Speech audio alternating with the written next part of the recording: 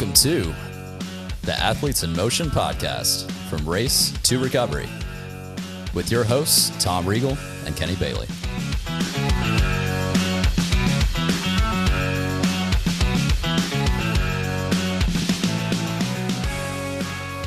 Hey, Tom, how are you? I'm great, Kenny. How are you? I am hanging out. Hanging out? Well, great, because we've got a fantastic guest today in Paul Swift.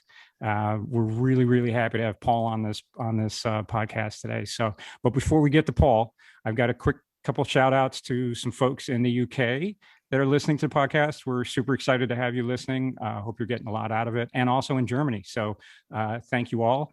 And give us some ratings. Some 5 stars would be great. If we don't deserve 5 stars, let us know why. We'd love to learn and get better. And the 5 stars, the algorithms help find people. That doesn't make much sense, but anyway, it helps people find us. So in the search algorithms, that all kind of works, and then we can get through stuff like that. So anyway, Paul Swift is here today. Thank you, Paul, for joining us. You're our first video podcast. So this will go up audio and video on our YouTube channel. So we're super excited to have Paul here. Paul is an amazing 8-time national champion in cycling for the U.S. He's 15 years on the U.S. cycling team. He is a master innovator in the bike fit world, and it's someone I've learned a ton from. I first met Paul back in probably 4 or so years ago at Dan Emfield's, we call it a training camp, or it's a 5-day intensive bike fit learning session.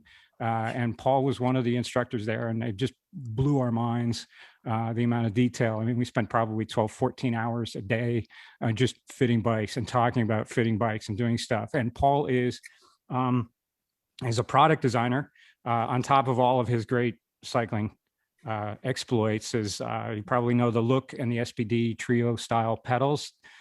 He's designed those, cleat wedges, adjustable saddles, stems, the Le Mans, the Le Mans Revmaster fitness bike, is also a product designer on that. So he's one of the lead, bike fit innovators of our time, which is, and literally he's written a book on the foot and cleat pedal interface. And when I say literally, he's literally written the book. Have the book. Read this book all the time.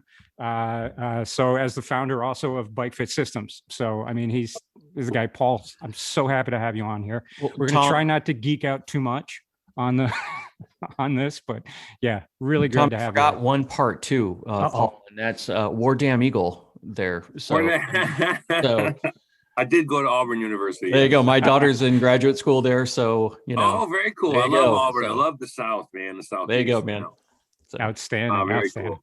So I did a lot of bike riding around there, man. And it was talk about like rural.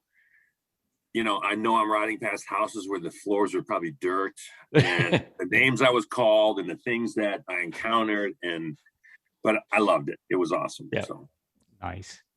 Very cool. Well, glad to have you on. So tell us, I mean, obviously you got some speed. You definitely earned the nickname Swifty. So from the track cycling to bike fitting, was there a need?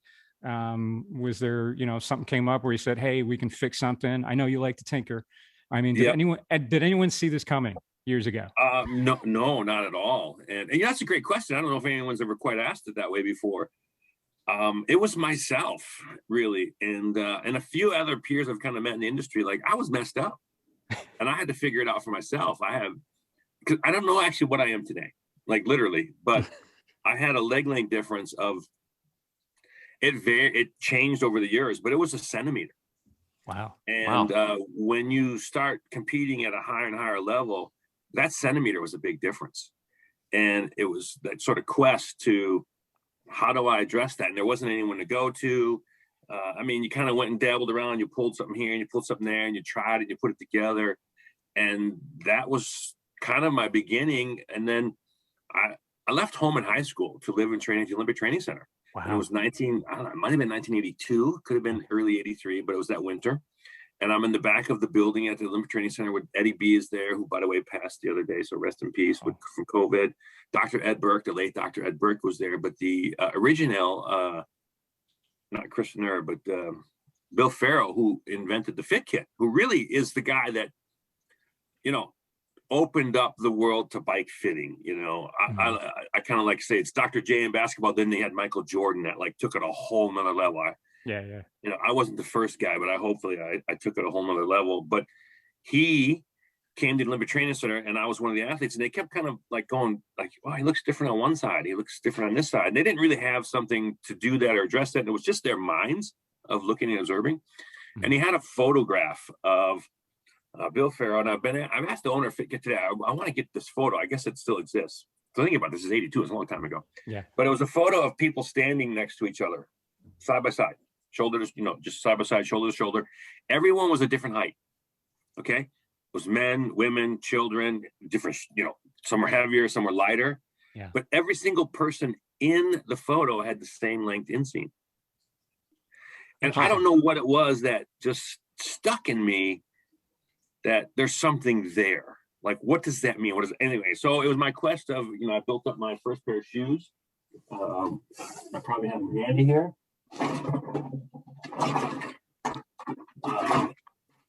I don't, but I built up my first pair of shoes that look like Frankenstein shoes I still have today.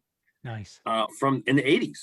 Wow. And to address my leg length difference. And I learned a lot about how it has to clip in, why it has to be extended out the front. I mean, a lot of little things that, like, by the time I made a product, it was kind of, I don't want to say it was seamless, but it worked. I had figured out a lot of kinks and wrinkles along the way. It was a definite need. I mean, you had the R&D was on you to figure out, like, pretty someone else must have this problem. Yeah. Right.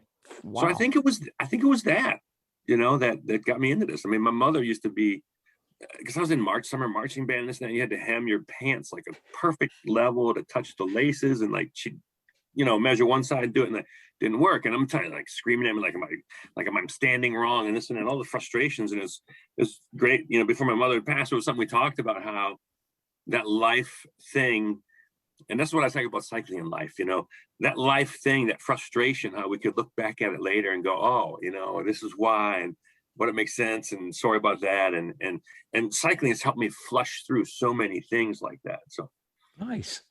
Hey, Paul, when you started looking at bike fitting, what was the response from the bike shops on this one? Because most of the bike shops were like, you lift it up on your inseam, it's good enough. I mean, was it harder for the bike because they know a little bit? Was it more difficult for those guys to get on board, or more difficult for the individual, if you will? Maybe I should just share a story. And I'll say the name of the shop. It was Bike Doctor out of the East Coast. And this was in the 90s.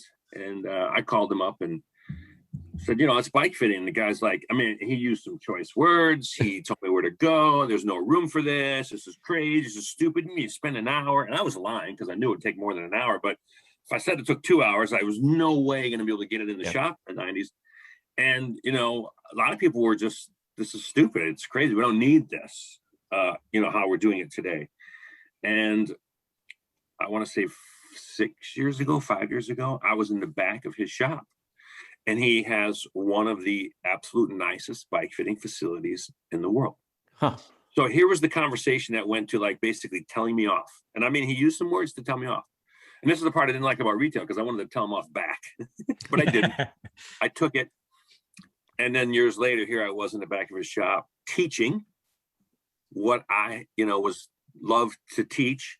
And so, oh my gosh, this world has, on one hand, has come so far. On the other hand, we've barely moved. So what is it about it specifically that were they afraid that it was just nonsense, waste of time? Was it you're taking away from the sell, or what was it specifically that was causing that sort of angst? Like, we mow just as much as you do. I don't know. Was it a pride thing?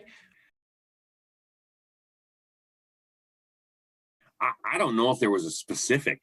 I think it was probably a combination of a lot of things, like being new. New sometimes is just a challenge in general. Yeah. Different challenge in general. It was a total mindset change for the bike shop.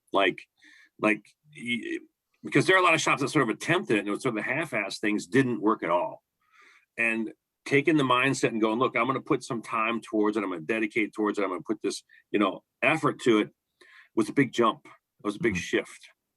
and to pay for that too. Like, were you kidding me? I mean, I call this the iometer, like, so I don't think there could be one thing on that. I think you've touched on some of them, and it was a lot of things. And then it was the slow, like, so there was FitKit that kind of introduced it, which helped some, but we really took it another level. So I give FitKit a lot of credit. Slowly, one at a time, doing it, getting the word out. And because then too, it was people got on the bike, oh, it's so terrible, they quit almost right away. Or people got on the bike that loved it, like literally probably in the 90s. Well, it was easily, if I saw 9 out of 10 people, easily, it's probably 10 out of 10. They only came or found me because they love cycling and hurt really bad. Mm-hmm. Whereas today, I don't know what the numbers are, but it's a shift that some people, hey, I'm going to get a bike. I think I should get a bike fit. Or, hey, I want to get checked up, or I want to. That's a different mind shift that's taken us years to even get to just that. That wasn't easy. So I think it was a combination of a lot of things, and the changing of time and the technologies and how we communicate and just so on and so forth. Did you see it more of educating the general population as opposed to the bike shops? Like, you're trying to convince the bike shops to add another service, but would it, is it easier, or did it make more of a difference to educate the general person to know? I mean, when I opened my shop back up after closing for COVID last year, with all the people buying bikes, I had a dozen people right off the bat, brand new customers. They bought a bike, they had ridden it for a month, and they knew they needed to get a fit. Yeah. Even if they weren't feeling pain or discomfort, they knew the bike shop would set them right, get them in the ballpark, but they knew they needed to find a bike fitter. Yeah.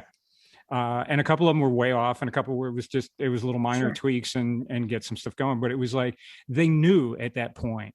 So, I mean, that's a huge testament to the consumer demanding it. Yeah. It's, I always loved the consumer. Like, I love working one-on-one with a person and sharing my passion and getting to know them and learn them. And I've met friends that way. Because, well, first of all, everybody who rides a bike is my friend and your friend. And we're all in this sort of like group together that makes us something special. It's connected together. We have this affinity for cycling. And so I've never let go of that. My frustration for the many of the years was, how do I reach that more? How does my sort of passion and reach that end consumer?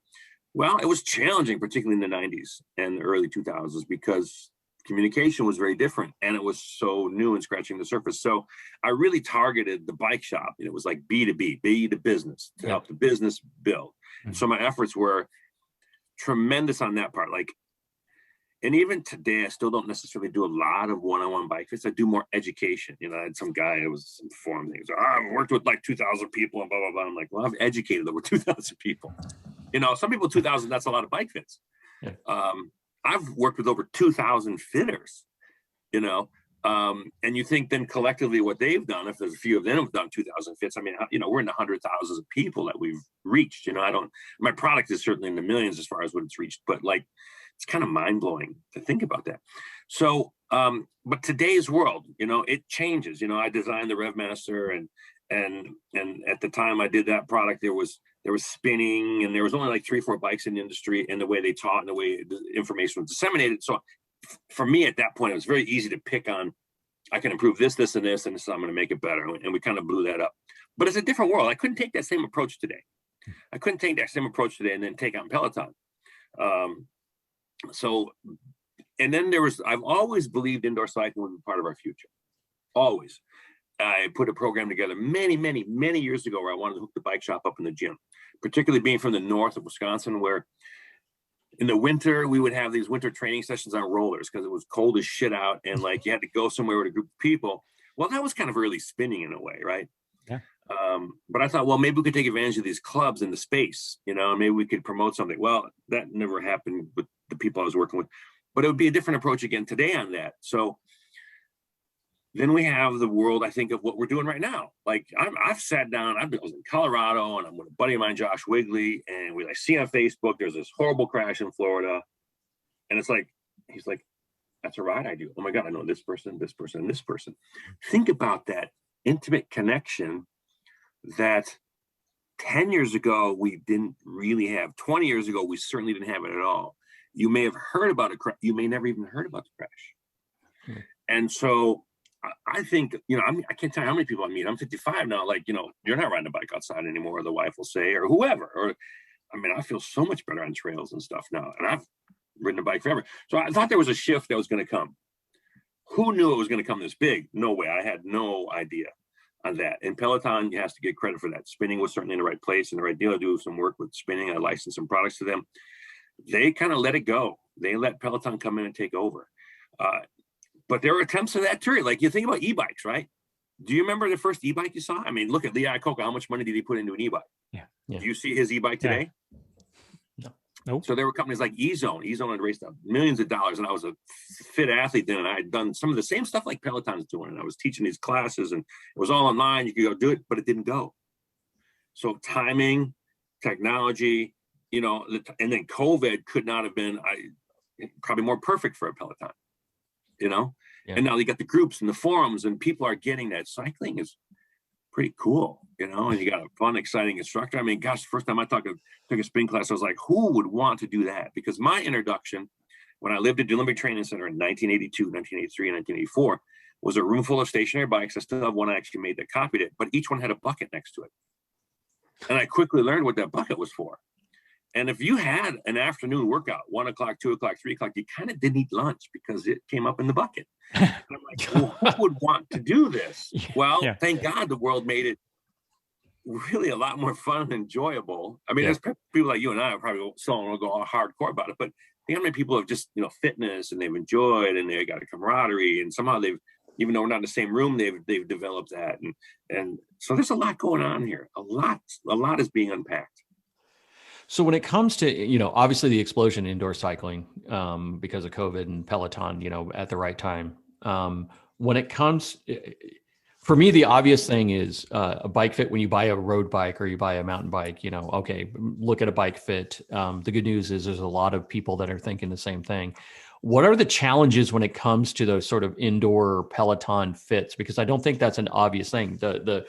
You got this huge monitor, you got the handlebars right there. Your level of variability or getting that in the right zone. Is there and then if you try to go out on the road after that, like I'm training, like you said, you're training indoors for a while on an indoor trainer, and then suddenly you get on your bike outside.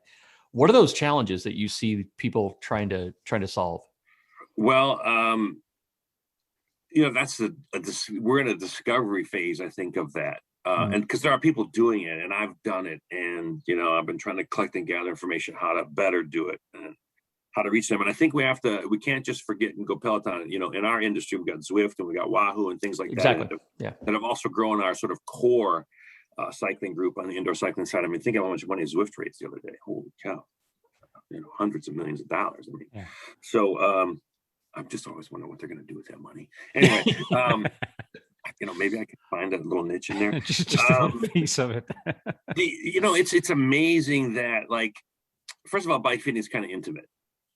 And, you're with the person for a couple hours, you're within their space, you know what I mean? And so that's why I try to help fitters. Like, you got to put something about you on your website. You got to talk about where you're from. Now, you just brought up the Auburn thing, which is why you want to say maybe you went to school, because then somebody will come in and go, hey, my kid went to school there. Boom, we got an immediate connection. That's part of our job as a business person, a facilitator, trying to relate to somebody. So, the technology, look what we're doing right now. We just have a person on the bike and we go through it. The challenge then is, though, some of these people aren't necessarily so savvy with tools. I see. So I found that to be a challenge. And so I've put a pretty big effort on that. Probably the only one that's done that, where I don't know if you've ever been on the receiving end of my bike fit tips. Like, somebody can say something, and you could probably ask me 100 questions. I probably have 85 of those questions already answered in a tip. And if not, I can quickly gather, mix, match, boom, and answer in 5-10 minutes most questions on the planet. Some are like, you know what, we can't on this one. We got to see more. So I've been putting together some videos, and you mentioned one, and some things on how to, and I'm the only one, maybe about the only one I know that I do two. There is no such thing as once and done. You got to do something, maybe send them a few things and then do it again. So I think that part is missing big time. I think there's some people, this is what bums me. I think there's some people being taken advantage of. They get $150 for 45 minutes. And I hear they're spending time doing planks on the floor and this and that. I'm like, wait a minute. If you're actually doing a bike fit and you got time for that, you're not fulfilling your bike fit. There's something you're missing here. But facilitating and helping, and I have a lot of tips like, here's a little 4mm X key, but if you, and it's hard on your hand, but if you have a multi-tool, you can get more leverage on it, or if you have a big T wrench, how much leverage can you get on it? And there's a lot of time that needs to be spent on that yet and wrinkle it out so that our bike fit can go smoother. It's great to work with couples. It's great that maybe now we can get back and see more and more, maybe go to them. But that's the challenge, I think, is the adjustments. Like the technology is there now that we can see what's going on. It's amazing. And then I thought bike fit being intimate, and I thought, wow, we're going to lose that intimacy. But now here's the weird thing. I'm in somebody's bedroom. I mean, think about it. That's pretty intimate. Yeah. I've seen couples. I've seen some that are just not really good. And one not helping the other. And then I've seen others where it's just absolutely amazing, delightful because they're there and helpful and supportive of each other. This is intimate stuff I didn't expect. Yeah. I didn't expect to be in people's bedrooms. Yeah, definitely not. I mean, we're doing it like this, Yeah. That blew me away. The challenge I think is making these adjustments. And then the other challenges, like bike fitting, had a history of, there's a lot of people that say they do bike fitting and say they got a bike fit. And you and I know they got maybe a glorified bike sizing. Yeah. And so I'm trying really hard with this media to educate, here's the questions you want to ask. Here's the things you want to ask. So when I'm working one-on-one and I send the tools and a video how to do it, I'm not necessarily saying go do it. I'm saying this is your once run through so that when we get back together online, you're familiar with it a little bit. You got to really help hold their hand along and say we're all in it together. Yeah, there's a glossary of terms that they need to know, at least the basics, right? So you can have that conversation. What are you talking about, right? The thingy at the bottom with the whatever, right? There's a big topic on Peloton right now with this little rubber piece in the middle, and I took it out on this one. Yeah. Okay. And there's literally thousands of people that say this is a defective cleat.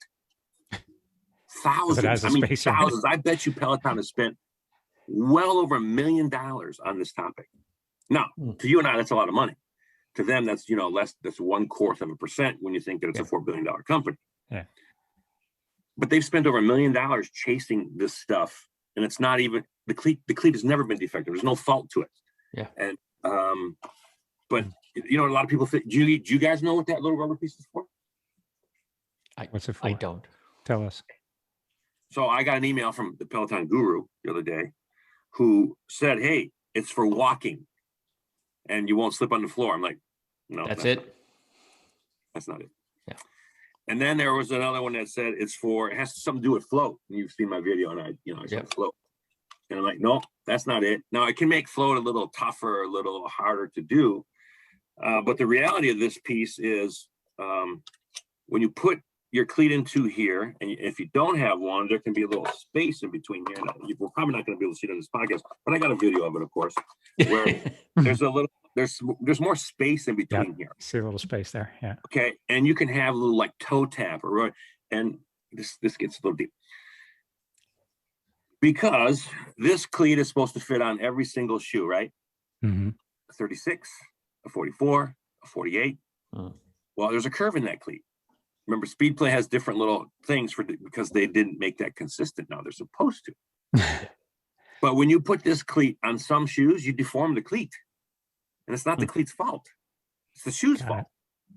And so this is where people really get this is the stuff I get all fascinated about. So I got my Lamson custom shoes here. And the one thing that he talked about, and I'm going to get some insoles from it, like some just the bottoms here, is that you got the curve of your foot, and I could show a foot, but then you got the curve of the outside of the shoe. Those are not the same curves. And so what Peloton's done is they spent millions and millions of dollars on a really crappy set of shoes that this curve changes and messes up the cleat. And they got thousands and thousands of people. I mean, you just go to the forums every day. Oh, there's a defective cleat. Oh, it's thicker. No, it's none of the above. The cleat's fine. The cleat's been the same forever. It's your shoes.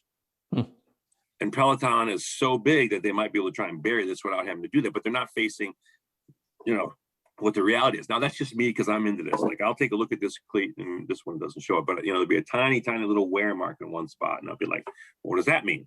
See, to me, equipment tells you a story.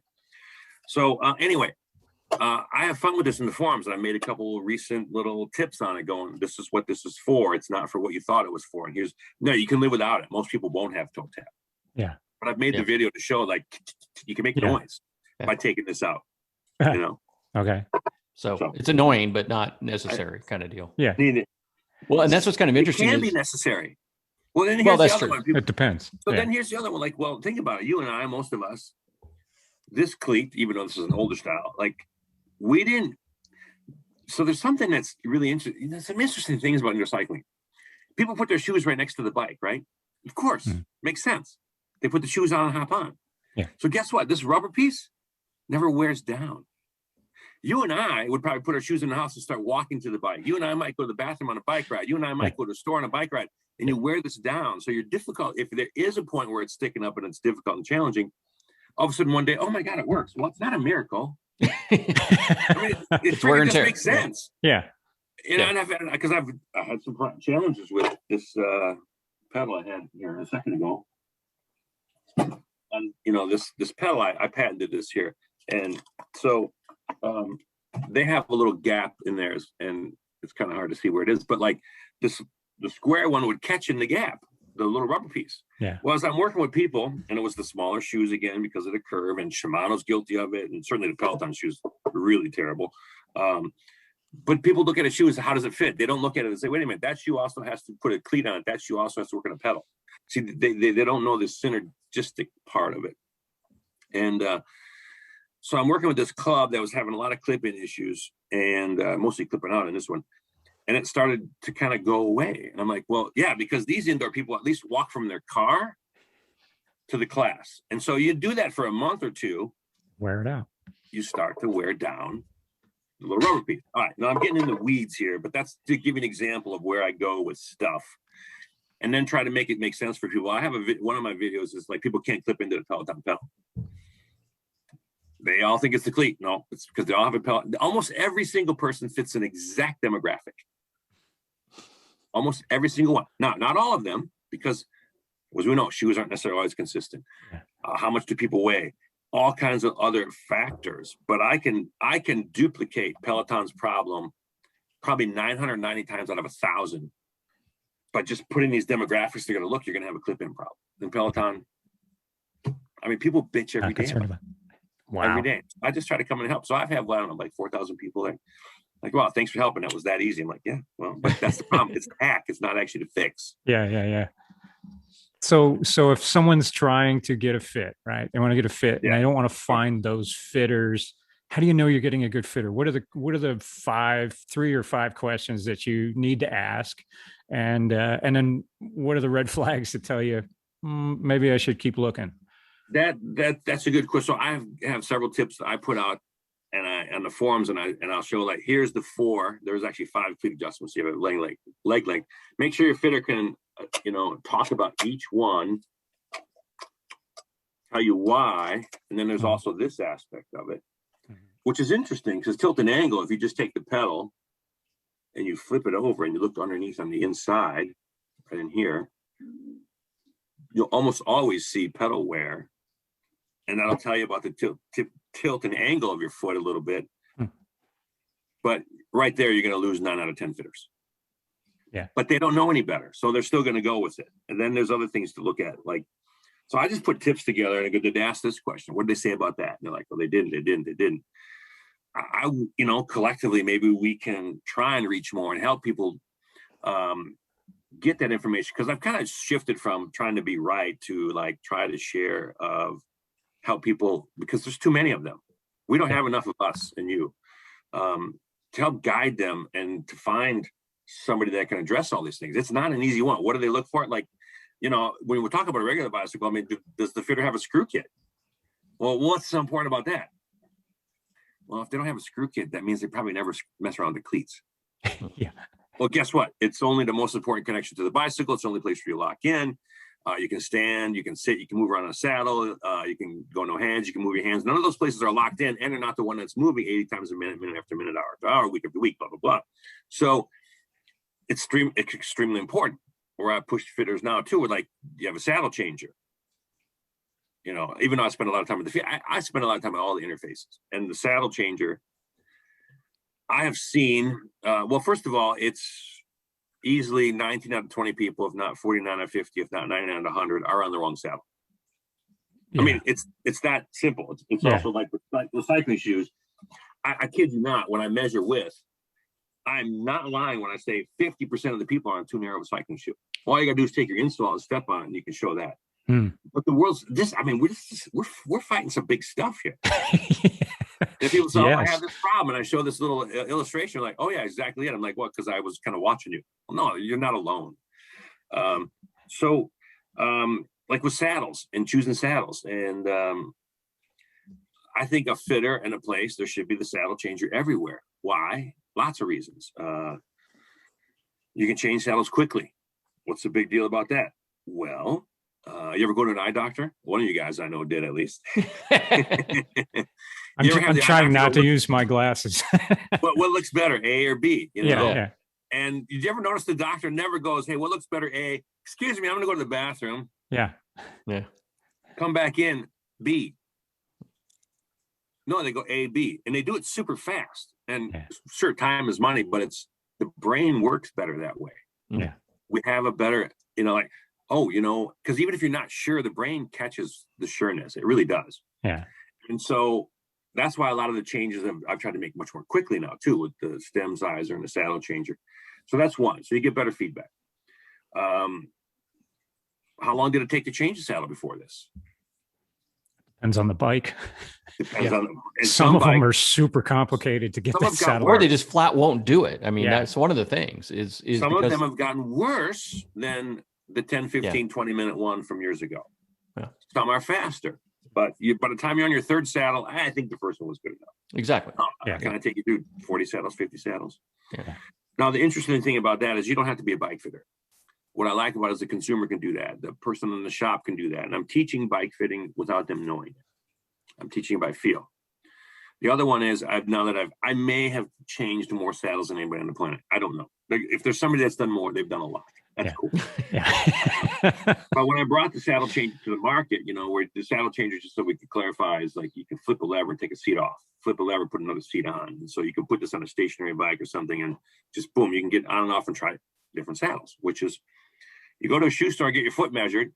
Person comes out with a box of shoes and go, this is it. And you walk out. No, you usually put the shoes on. Yeah. You usually walk around on it. How often is it actually the first pair you get? I've been in a store where I have 10 pairs of shoes out already. But with saddles, is even more personal, more intimate. It's a very intimate part of our body. And so you change these different saddles. Now, as the person implementing the saddle changes, this is where the education is. I probably did one full year and a half of changing saddles, looking at the rear view, the back, the pelvis, whatever you want to call it, the butt, thousands of saddles. And then I'm like, oh my gosh, I changed the saddle. And literally, they started behaving and functioning differently right in front of my eyes. And I put it back and like, wow. I mean, I kind of maybe had an idea of this, but I couldn't do it like that. And then, so now year 2 of developing, bringing the saddle changer to market, I finally now enough students are doing it. I'm sitting there watching side view. So now I'm watching the person from the side, and all of a sudden I'm like, what'd you guys just do? Literally just changed the bike seat. Their whole posture changed. Like, wow. And so now I understand some of these compensations and things like, you don't like your saddle. Oh, what do you mean I like my saddle? I go, you wouldn't sit like that if you didn't. Yeah. But they don't know it because we want to avoid the pain. So we get into some funky, weird position. And the seam in front of you. Now, year 3, I'm finally now sitting and looking at the front view. And somebody changed the saddle. I'm like, damn. And I was just like, go back a couple saddles. Look at that. You just changed the saddle and their knee went out. Like, how did you do that? Mm-hmm. And so people don't realize what the saddle changer does without even knowing that stuff, that they're addressing that. And that's where the world's got to get better. I mean, there should be one in every Peloton store so people can pick the right seat. Every bike shop, if anybody wants to be a fitter today, you really got to have the saddle changer. It's not only a moneymaker. I mean, our best fitters 8, 9 at least out of every 10 bike fits, they sell a new saddle. And it's not because they're just trying to, it's because that's how bad it is. Well, I think to your point, I mean, you know, I was just on a Facebook forum the other day, and you've got newer triathletes that are just learning to go for any sort of decent distance on a bike. And what ends up happening is their first reaction is, wow, this hurts. So what I'm going to do is I'm going to get a big padded one, because if I add more padding to it, I don't have to feel that, where it's not, you know, that's the exact opposite of what you need to be doing. And the second thing that's kind of interesting, and maybe you can talk about that, is people change over time, right? You get stiffer as you get older, or if you get less fit to more fit, or more fit to less fit, that bike fit is going to change. When I was racing, you know, I had a much more aggressive style than I do now. And if I'm on a tri bike, I'm in a much different sort of posture than I am on a road bike. And especially, you know, as I got older. Can you talk a little about that? I think because some people, like, you do it once and you think you're done, where it may not be. It may be something more significant than that. Yeah. Well, you kind of brought up a few topics there, which I made some more videos on, and people say, I need to get a padded, you know, a gel cover. Yeah. And I have a video that shows and tries to help educate people. Number one, I just suggest cycling shorts first. Yeah. Well, why? Well, you're riding now more than, and I lay it out. You're riding a little bit more than twice a week. You're, you know, the benefits of it, and how to care for it. And because even if the saddle isn't right, when you find the right saddle, you're still going to need those cycling shorts. Yeah. And you may find that cycling shorts, then you don't need that gel cover, and most people don't. So there's a lot of education there, because some people, oh, it feels better. Well, the one thing about softer, and I show a lot, is softer can be dangerous. Yeah. Because having ridden a bike all my life, I've been pretty lucky to have very little issues and challenges, but I've worked with people that have had severe to surgery, to, like, you name it. And it's trying to separate yourself from the anatomy, point to the saddle. Where's the pressure? Well, neither one of us want it front and center. We want to have it a little bit further back. Sometimes I pull up the pelvis. Sometimes I pull, you know, different things to help bring them along in that category. Because the one thing about numbness is something that can creep up on you. So it's not that I like pain, but if, like, oh, that saddle hurts, you get it off right away. Yeah. You should anyway. Yeah. Whereas that saddle's numb, I'll be a little, you know, I was changed to LA Fitness. My wife wanted the pool there, and I didn't like the bikes. And they're like, I don't know how many months or two, I'm like, oh man, wow, I'm numb. Like, I didn't even notice it. You know, like, well, I have no feeling. Well, that's scary, because I could, whatever, somehow, you know, I discovered it, but, like, that could go on a long time. That can lead to some pretty big and severe, you know, problems. All right. So the padding, your bike fit changing over time. As I said, I don't know what my bike fit is today. Why? I've had 2 hip replacements now. Yeah. December 19th, the truck ran a red light and almost killed me, and pushed my car over 100 feet that way as I was traveling this way. And my body has changed tremendously. And I don't know, this is one of my right playing sample shoes with a leg length shim in there, but it used to be a much bigger and more aggressive leg length shim. We're still trying to figure out what I do with my walking shoes. You know, working out was a challenge for me, getting shoes to fit. I mean, leg length's a pain in the butt, man. And so, yeah, I need a good fit again. And I used to be now the cat's out of the bag, but in my classes, and you hadn't been to this one yet, but, like, we have the advanced class called Hell on Wheels. Oh, yeah. And so I talk about this guy I fly in as I'm teaching the class. And I'm getting on the phone, we get angry. I was like, well, I got drunk last night, and, you know, I'll go to the bathroom and I have my clothes underneath me. I said, well, I've got some good news and bad news. The bad news, guys, not showing up. Good news is I'm going to be your fit. So I don't think I'm that anymore, though. I think I was probably one of the most challenging fits out there in the world. And I've changed now. Yeah. And I've lost a lot of weight too, by the way. So you got people that get in better shape. Like, yeah, my God, the saddle's way more comfortable. I like being forward now. I like, you know, it was funny. Here's this guy, category 3. Oh, the pro uses this saddle. I'm like, there's lots first of all, the pro might be getting paid. Probably only weighs 140, 150 pounds. Exactly. Probably putting 300 watts into it. So the more watts you put into it, I explained to 2 people, is like, by the way, if you had a scale under your butt, it would weigh less. And by the way, indoor cycling versus outdoor cycling, if you have a scale on your butt, which one weighs more? Indoor cycling. Or indoor. Okay. Indoor cycling. Yeah. Really? Okay. So you weigh more. You put more weight on your butt indoor cycling than you do out. Okay. And so why do some people have one on the other? Well, a lot of people say, like, hey, you need to add some resistance. Well, that's not my answer to the question. I go, well, this might be a little more complex problem than we think here. We might have to give every aid we can here to help with the situation. So there's some education along the way. But yes, changing. People have an injury. I've had 2 hip replacements. My last hip replacement surgery was October. Things were going pretty well. I could finally work out and get a sweat, and then boom, a truck almost ended my life. Big changes. And so you got to relook at it, and it's not a once and done, unfortunately. But I do also look at it from this point. It's a snapshot in time. That's just a snapshot of this time now. Yeah. Yep. I know when you're buying your first tri bike, as the newbie triathletes get out there and they want to make that next step up and buy the aero bike and get in that position. It usually comes with a standard seat that used to be the Physiques. That was the seat that all the pros had. So that's the one. I had one on my first tri bike that came, most uncomfortable thing on the planet for me. It just didn't work for me at all. I don't know how they got on the edge of that long nose saddle. I was like, really? So they weren't positioning us properly on the bike to begin with that saddle. And it was just kind of like, I'm like, oh, really? But you would look at all the other bikes in the transition area and you'd go, oh, that guy, yeah, oh yeah, he's legit. He's got the Physique saddle. He's got the Physique saddle on his bike. And you're like, and after a while, I was like, but it's so uncomfortable. Why? I mean, maybe as a road bike, but not a tri bike.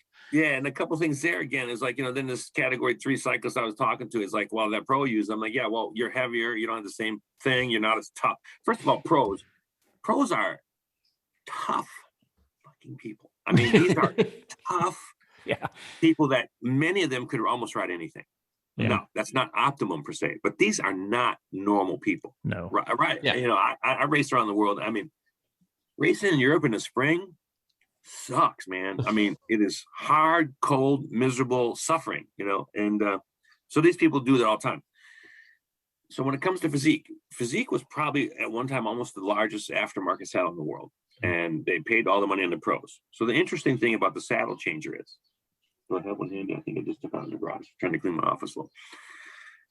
Is I changed saddle after saddle after saddle. Now, mind you, I've been doing this longer than anybody because I brought it to market. But let's just say I was into it 3-4 years now, and I changed thousands and thousands and thousands of saddles. No one ever picked a Physique. And I had them on the wall. Now, in the 10 years I've been using it, I had one person stay with the Physique. So 10 years. I mean, I've seen thousands of people. One guy stayed with it. The only person, so I have to give the exception here, that actually chose a Physique. It was weird. I think Physique was targeting us or something because they wanted to come in our office. They were going to bring all these people and we have a project we want to do together. And I took the guy through the saddle changer, and he's the only human being on the earth ever to pick a Physique. He worked for Physique. Then they came in. It was kind of a weird thing because then they had this brush off thing. Oh, well, we're looking for an insole for our shoe, and I'm like, well, I'm kind of into that, but that's really not. I mean, that's more kit, and she wasn't there. And okay, and then they got back. Oh, well, we have like over a year's supply of insoles. It was a total bullshit thing that they wanted to come in and check out and see what we were about. Yeah, I'm absolutely convinced. Mark my words. I'm absolutely convinced consumers out there. There are some saddle companies that do not want you actually to sit on their saddle. That's the bullshit of what's going on out there. And then you're going to have these shops that go sit on this little box and this little bullshit thing. That's not sitting on a bike. So then Specialized, what Trek Cop is it? It's like the blind leading the blind. It's just fucking ridiculous. You don't go and buy shoes without trying them on. Yeah. You got to sit on this damn thing. You got to sit on a bike. When I say stationary bike, it kind of puts you in a relative position close to how you ride your bicycle. Mm-hmm. And the world is full. And then, or you go online. Oh, I'm a rec rider. Oh, I'm riding an hour a week. Oh, and you type in this, and you type in this. Oh, this is a saddle for you. Absolute bullshit. And so the world is feeding you with crap. And the other one, the conventional wisdom. Sorry to get on my high horse here. But someone goes, conventional wisdom says this. Well, guess what? Conventional wisdom has caused a lot of pain in a lot of people's lives. Yeah. People riding their knees go up. So, oh, they got bring your knees in. Bullshit. You know why the guy's knees go out? If you ride with your knees out, that's where they want to go. When you walk, run, stand right now, by the way, did I tell you guys where to put your feet right now? No. Really? Is there some magnet or a channel where your feet like can only go, or did you just put your feet wherever you thought about or didn't think about? You put your feet wherever you wanted them? No shit, huh? Really? Let me guess. I'm guessing when you get up and walk, you put where you want to. Yeah. I'm guessing when you go upstairs, you put foot you want to. I'm guessing if you get on an elliptical, it's such a wide platform, you put foot where you want to, right? Yeah. You get on the bike, guess what happens? The bicycle tells you where to put your foot. Yeah. We have a big job, folks. Fitters use this. Somebody got me going the other day and he called them. Oh, I fit the bike to the body. Except for when it comes to the feet. Bullshit. You're going to have to suffer. The guy's like, well, do you have anything on alignment there? I said, would you have something that shows me misalignments better? So but then the saddle changer showed me how big the pelvis is. The pelvis is a crossroads of human function. He's not even a doctor. Richard Jackson from the Jackson Clinics, who's probably the most famous physical therapist in the world of physical therapy and the pelvis. So therefore, I adopted the term that pelvis is the crossroads of cycling. And we've seen that. I used to think it was only like the foot pedal. Well, when you couldn't change a saddle very well, when you all rode those old damn saddles that were terrible, we were stuck by the equipment. And we still are to some degree. It's better. Triathlon was one of the greatest introductions because we realized you can go more forward on the bicycle. Knee pain is not fore aft. Knee pain is height, maybe a little bit of crank length in there, or your cleat position. Unless there's something with you and a weakness or something going on. Those are what causes knee pain, not how forward you are, how far back you are. The problem is, I just made a video on it. When people go forward, you lower the saddle 1.5 centimeters. Well, no, you didn't. It wasn't the fore aft seat. You lowered your seat height. Or you get things like, and so the world is just full of this crap. Now, the great thing about, let's say, gravel bikes and mountain bikes is finally the handlebars are going to get more comfortable.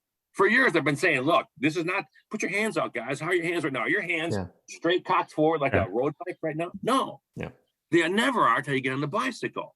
The bicycle's telling you what to do. The idea for us is to make the bike fit you and your lifestyle. Unless maybe you're a pro and get paid. And you got me on the high horse there for a little bit. But the whole thing's working and addressing, and gravel is going to be one of the greatest influences. I was on this forum the other day, and there was a bunch of old curmudgeons, maybe like myself and others, and they're like, oh, that's bullshit. Nobody's going to ride handlebars like that. What a bunch of junk. I'm like, wake up, folks. Wake up. Handlebars are changing forever, and I've been trying to do it for years. I used to look at the stance width on the pedals. Is the pedal's fault? Is maybe we need cranks that you can get in a wider width? Maybe it's the bike company's fault. I don't know, but collectively we can do way better. Yeah. All right. Yeah. Reach. Love it. I love it. So how do we put fun back into cycling? I think so that's what I tell people, especially when I teach classes. I go, why do we do bike fitting? And I have a slide on this, and it's like, we want to help them more efficient. They want to make more power. They want to be more comfortable. We want to make money. And by the way, those are all legit. Yeah. But I think the number one thing is, and everybody forgets because they're in the classroom and they're going to have to learn. I said, well, I think the reason we do bike fitting is because cycling should be fun. It used to be fun when we were a kid. But we didn't. We could ride in terrible positions. It didn't hurt us. And that's the way we were. But we're different. I'm 55. You guys are I don't know 40s yet, but 50s. Sorry, 50s. Right behind you, right there, brother. And so I fit this guy. It was 10 years ago, but he owned a bike shop for 35 years. Well, I'm not even going to say the name of it. Big, well-known bike shop, several of them, blah, blah, blah. And I did the fit. And I swear to God, it was eye-opening for this guy who's ridden this bike forever. It's like, oh my God, to experience the joy and wonder of cycling. So I look at it like this. Anything we can do to help prevent people from stop riding a bike. Yeah. And bike fitting is, I was at a camp one day. I was filling in actually for Greg LeMond, which is a weird thing. And there was a kid there who kind of didn't like riding a bicycle. And he had cerebral palsy. And his one foot turned way out. And I had an idea right away why. Because I don't like riding a bicycle. I'm like, wow, this is moving for me. This is what bike fitting is about and cycling is about, because this little kid wasn't experiencing the joy and wonder that you and I experienced as a child because his foot turned out. And I immediately knew right away he needed a pedal spacer on that pedal. And that's it. That's bike fitting, people. That's bicycle life. And I put that pedal spacer on, and the kid's life changed before my eyes. Nice. That is how cycling has moved me. That was a privilege and honor given to me to see that kid change. Yeah. I'm sorry that gets me emotional, but like, how did I get blessed with that opportunity? That's huge. And that's what I've had people get off bikes, hug me with tears in their eyes. Yeah. They love cycling so much, it hurt so bad, they thought they were going to quit. Yeah. Yeah. And, but that, I was helping that kid was just mind blowing. That's it, awesome. Yeah. And it wasn't rocket science either. I mean, you put a space. No. It's like somebody took time to actually just look and understand the situation. I mean, for me, it hit in a second because Yeah. that's what I look at now.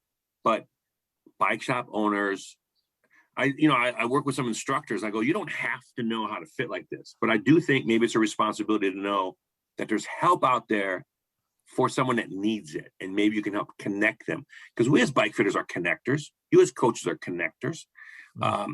I've got to work that up here in Spokane. I'm still, I'm going to probably start traveling and teaching again. But like, people would come to me like, oh, I want to do my first century. Well, when I'm in Seattle, I'll be like, oh, this is a great club to hook up with. They will help you get ready. I'm a connector. I want to start racing it. I think I need a coach. Here's a coach. Yeah. I like to ride over here, but I ride on these roads. I'm like, you know what? Here's how I learned to get around that construction. Here's how I avoid that road now. We're a connector. Mm-hmm. We do these things because we're, a couple of hours, we're with somebody close by. On the Pelotons, constantly like, oh man, I can't pedal at 80, 90 RPM. First of all, you don't have to. You can pedal 50, 60 RPM. Mm-hmm. That's okay. Yeah, it's okay. Yeah. You're pedaling. Sorry to do that. Yes, you don't have to pedal 100 RPM. But I also I'm going to make a couple of videos on show you if you want to increase that. I'm going to show you some ways. There's a lot of bullshit ways out there. So I had this guy the other day. Oh, riding rollers makes you better at riding a bike. That's conventional wisdom bullshit right there. You know what riding rollers makes you better at? Riding rollers. Riding rollers. Exactly. That's it. Doesn't make you better riding a bicycle. Yeah. And riding rollers, if are properly set up, are actually easier than riding on a bicycle on the street. People don't believe that, but they go in with a perception that almost always kills them. And then number two, they're almost always set up wrong. Yep.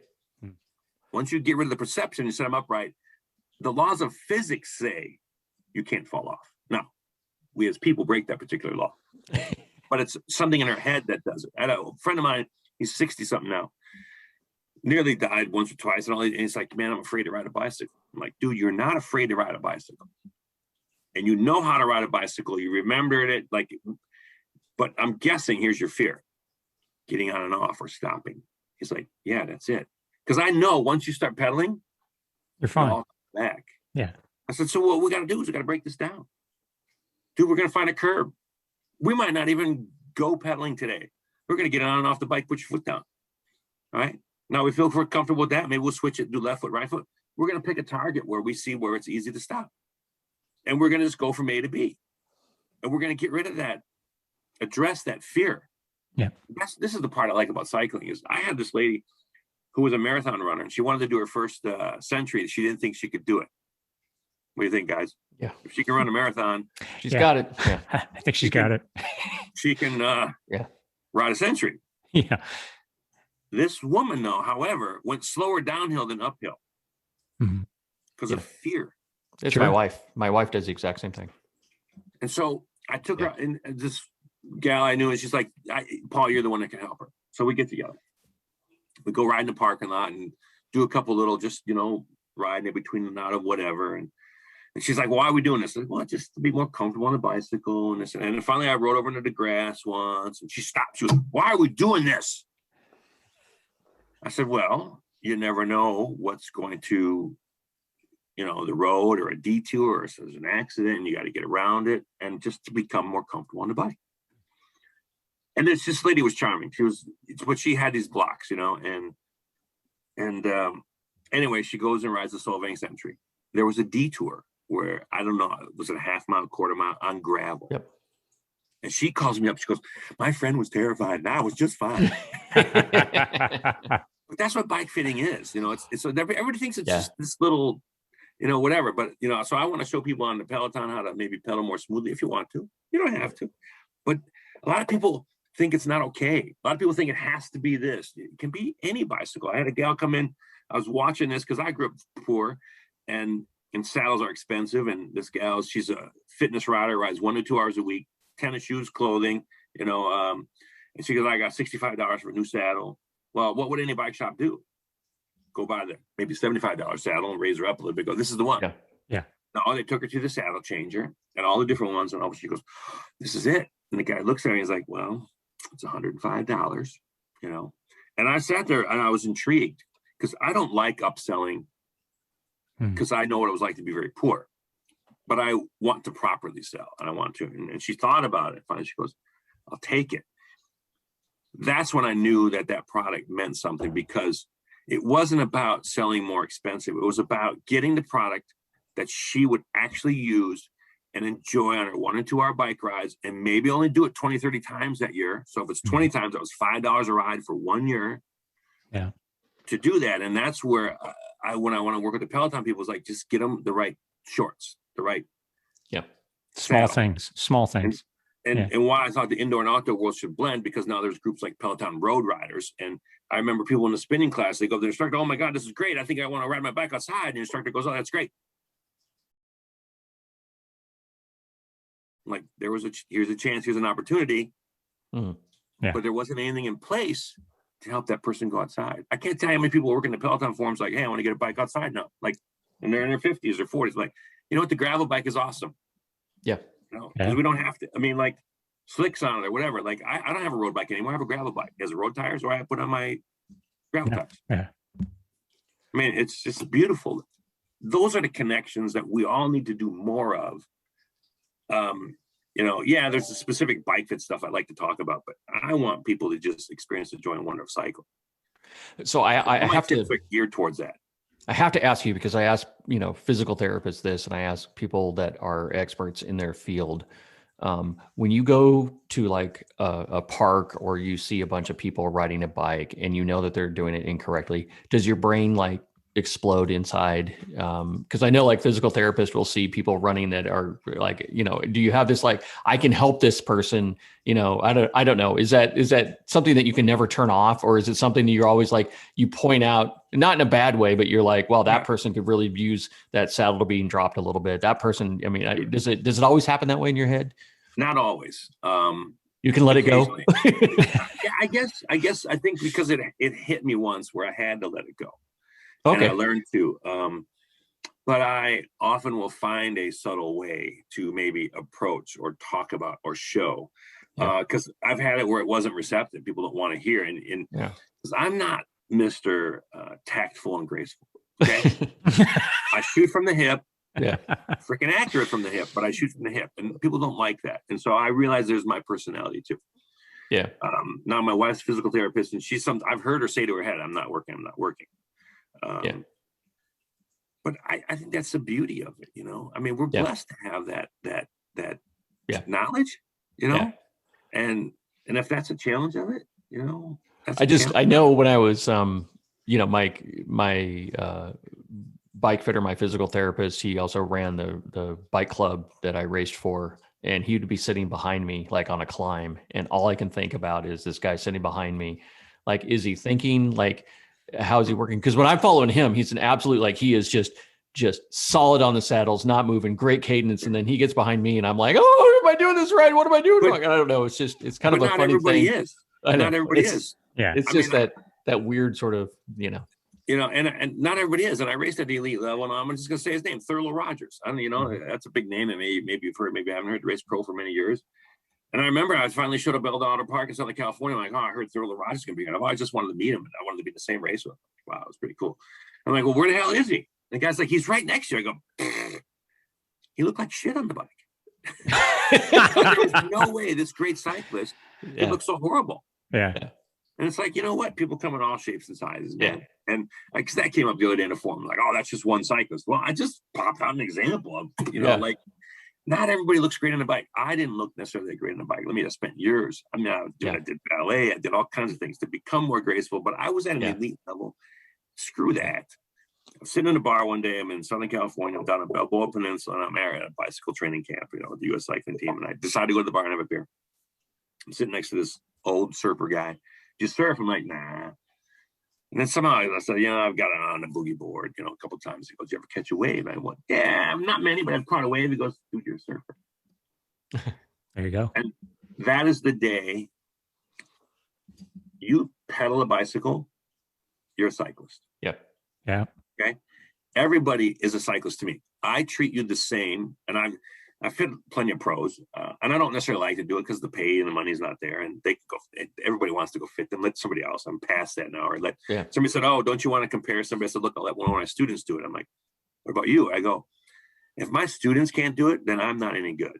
Exactly. Yeah. And so, everybody who rides a bike, so like my daughter's friend was over and on training wheels. By the way, no training wheels. Okay, you learn to pedal on a tricycle. No contraindicated or counterintuitive way to balance. You learn balance on a push bike, and then you put it together. And the reason I bring up the tricycle, and I didn't used to, is I had a cousin who had cystic fibrosis. I remember he was trying to learn to ride a bike, and he didn't have the concept of pedaling down. I was like, oh, and he had training wheels on his bike. I'm like, oh, this is a challenge. So training wheels makes learning harder, by the way. Mm-hmm. And so I had to raise it up in some way, and some blocks and things. I had to teach him pedaling. Yeah. Like he wasn't going to ride a bike because he couldn't pedal. But now I'll take the pedals off and I'll make it a push bike. But then it's the fear. And so I'm working with a friend of mine, his daughter, and I worked with somebody online. It was this lady couldn't clip into her Peloton shoes. Anyway, I'm like, so I bring the pixie dust out. And I said, look, I just want to let you know, I was told you're gonna ride this bike. And the fairy gave me some pixie dust to sprinkle on your bike. And I just want you to know, you are gonna ride your bike. And it's okay, and to get over, it's always the fear. So my buddy, the older guy, he goes, yeah, you're right. I go, dude, when you get on the bike and pedal, everybody can do it. I mean, nearly everyone. You got to have something like, it's the other factors, being scared of traffic, being, so no wonder indoor cycling is cool. Being, how do I stop? I'm afraid to ride. Like, Paul, you took me in the grass and I don't like that. And then this wonderful lady just blossomed, when she hit the gravel. Yeah. And to me, that's bike fitting. And bike fitting was you're more comfortable, you ride. Things like, people say, oh, I have to put a short stem on the bike. I'd never do that. Well, this person's only riding 13, 14 miles an hour anyway in a straight line. And here's the deal. I think a good bike fit means you control the bike better anyway. Because a poor bike fit can add to less comfort as far as just dealing with the bike. So you get good bike fit, you eliminate some of the stuff that's hanging on. Like bike fit cycling is supposed to be enjoyed. I remember the first time I rode with my girlfriend, but my wife, eventually to West Seattle, and it was a beautiful sunny day in Seattle. Imagine that. And it was a new bike, and I remember, I don't know, 17 years ago, I remember my wrist hurt. That wasn't supposed to be about that. So cycling, it was supposed to be about me having a good time with this gal. So people say, what's cycling supposed to be about? What's bike fitting supposed to be about? My definition is pretty open. It should be about whatever you want it to be. Like, what do you mean, Paul? If I'm riding to the coffee shop with my buddy, I want the ride to the coffee shop to be about me and my buddy. Yeah. I don't want to be worrying about a gear or something not working right. That's the mechanic's job, by the way. That's why I remember I'm a connector and a message. Like, we got to work together. I don't want to be thinking about, I remember I got a brand new bike and I took it out of the box to the center, took my hands off, boom, I was in the ditch. Well, the headset was messed up. Well, the mechanic part needed to be done. Cycling should be whatever you want it to be. In other words, if you're racing at the pro level, it shouldn't be in the way. It should only be the vessel that you're on and you get to do. If you want to ride to the coffee shop, you want to ride to wherever. And the other one is like, oh, Paul, you're a comfort fitter, not a performance fitter. I said, no, it's bullshit. Because in order for you or I or anybody to ride to the grocery store, you have to put in a performance. You can't get there without performing in some way. You have to put some effort into it, or you don't get there. And then I have a lot of people that think too much too. And depending on the client, I'm like, look, your job next month before you come back, don't read the internet. Stay off the internet. Here, no conventional wisdom. What am I supposed to think about when I pedal? I'm supposed to pull, supposed to scrape, blah, blah. Bullshit. There is no such. Just pedal. I've done it for years. There's no such thing as that. There are ways to help smoothen it out if you want to, but there's no such thing as this. There's no data that suggests you pulling the pedals that makes you any better. None. There's none that's saying scraping about it. None. And they talk about this shit all the time. So I get a guy who is sometimes a gal, but usually it's a guy. Just talking. Finally, look, stop. Put your tennis shoes on. And I go grab two bikes off the floor. And I go for a ride side by side. And I get down to the end of the street and I stop and I go, oh my God. I talk the whole way, which is pretty easy for me, as you can tell. And so I stop and I'm like, oh my God, Like, what's up? I go, we went from there to here.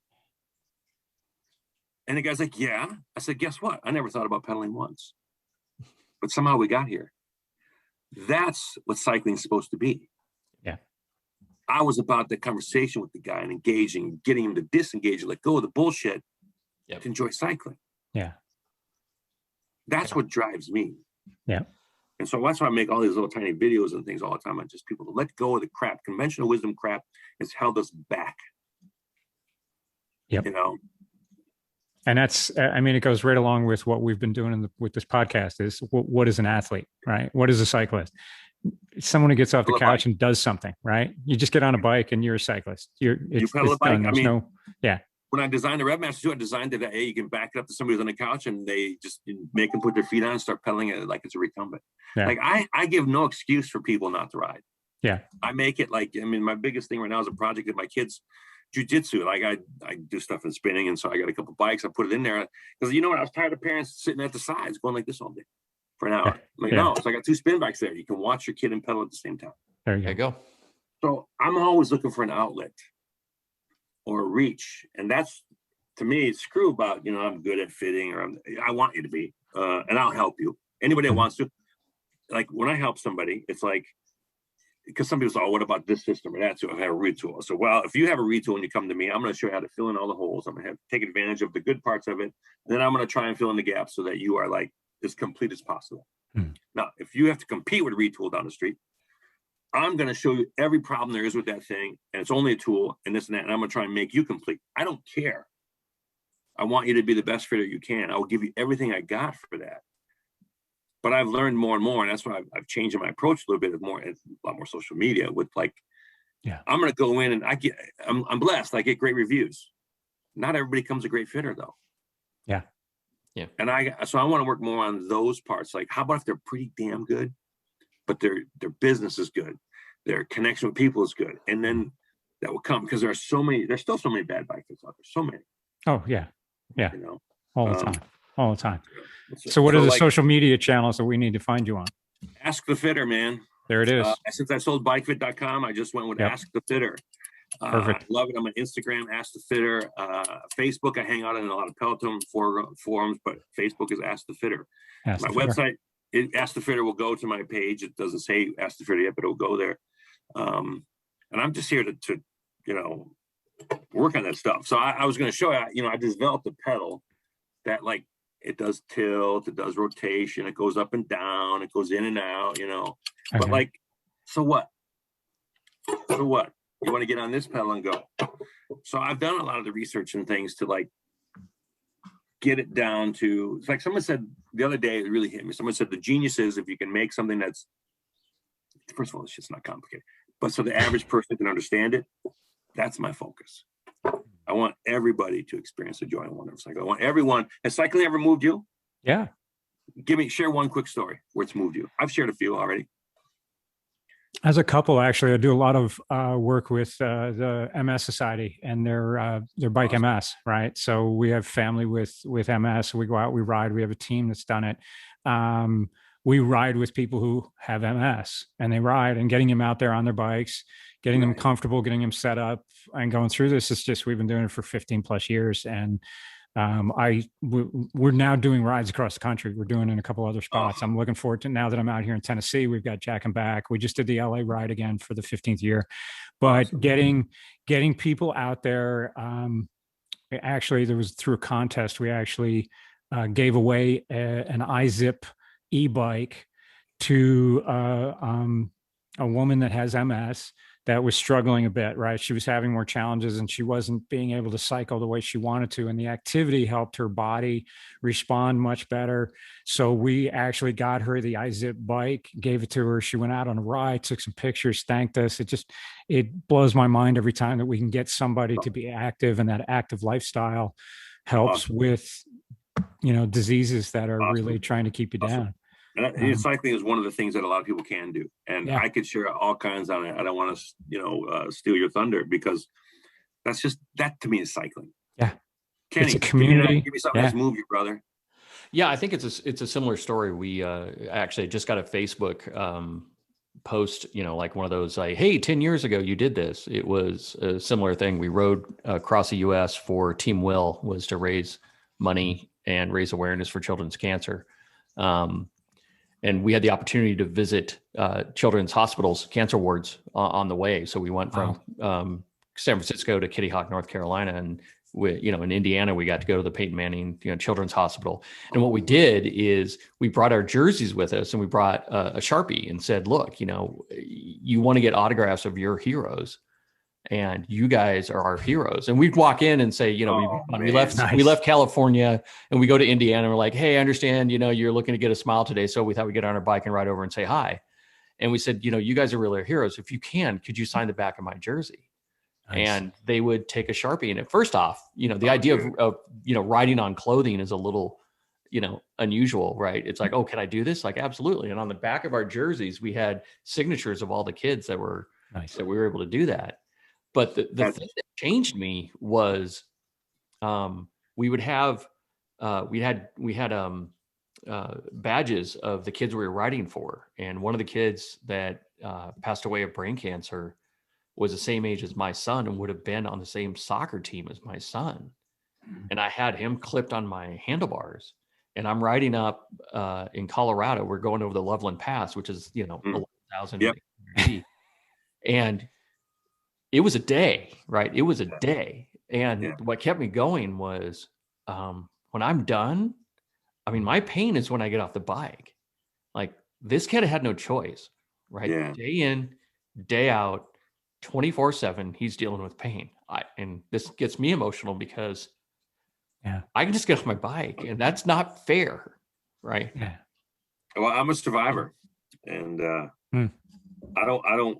Yeah, those are great stories to end on. And I suggest all newer, especially aspiring fitters, to get involved with a charity, to get your stuff out there, but to get that movement and feeling. Because look, I've raced all around the world, and people ask me about moments. They're not bike races, and I've won some cool stuff. Yeah, and so I shared with you what really it's cycling, and I typically fit somebody who has cancer, does something I don't necessarily line up with the group because I've been around a while, but girl I went to high school with and did her fit because she has cancer and she wanted to go raise money, and the guy that owned the local 9 around here, and whatever, he just got moved one day by cancer, and he has signatures on his helmets, and he raises money for it. And so I do his fit for free because,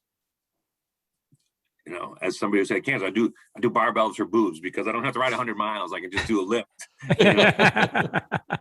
and get it over with. There you go. Anyway, I would like to, how you ever want to figure this out, I'd like to give away a few Ride, Learn, Grow socks to some of your viewers. Sure. I'll do 3 pairs. We can make a question. We could do something where they share a little story where they were moved by it. Yeah. And pick that, and I'll do the shipping and everything at no charge. Okay.